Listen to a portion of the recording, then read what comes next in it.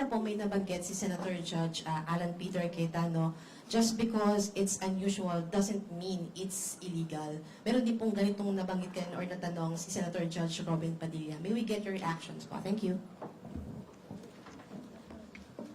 We do not want to draw any conclusions as to whether it's illegal or not.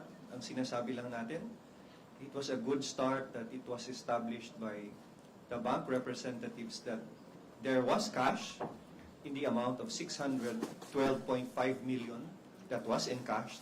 It was unusual. And indeed, that money went to DepEd and the OVP.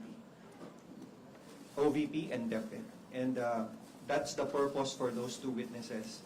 And for the rest of the evidence that will prove betrayal of public trust and culpable violation of the Constitution, let's wait for our other witnesses and our other evidence to prove that.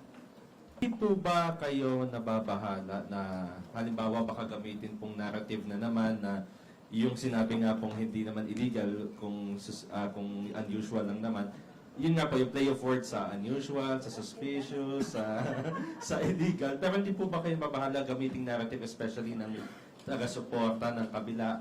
Ganun. Let's be specific about the testimony earlier, no?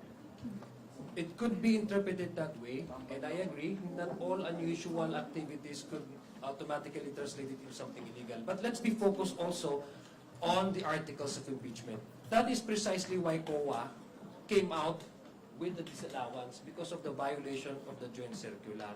Not only just the amount, but the manner by which it was spent. So, yun ang sinasabi po namin. It could not be necessarily illegal, but, this is the basis for COA to come up with that adversarial result of holding the Vice President accountable by making sure that she needs to restitute immediately the amount that they utilized outside of what was prescribed under the joint circular.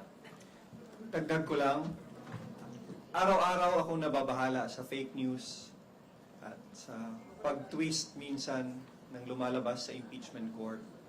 But I do not want the public to put their trust in fake news. Tandaan ninyo, dapat hindi tayo maging technical dito sa Senate impeachment trial. Again, this is not a judicial process. Mas gusto kong maintindihan ng pangkaraniwang mamamayan na ang gusto naming patunayan dito ay paglabag sa konstitusyon, hindi simpleng krimen, ang betrayal of public trust at culpable violation of the Constitution ay napakalawak ng definisyon ng pagkakamali sa saligang batas. Hindi ako nababahala na ang ebidensya ay maiiba sa pagtingin ng ating mga senator judges dahil mga mahuhusay sila at sigurado akong maiintindihan nila kung ano yung tama. Nababahala ako sa publiko na naiiba ang pagtingin nila dahil sa fake news.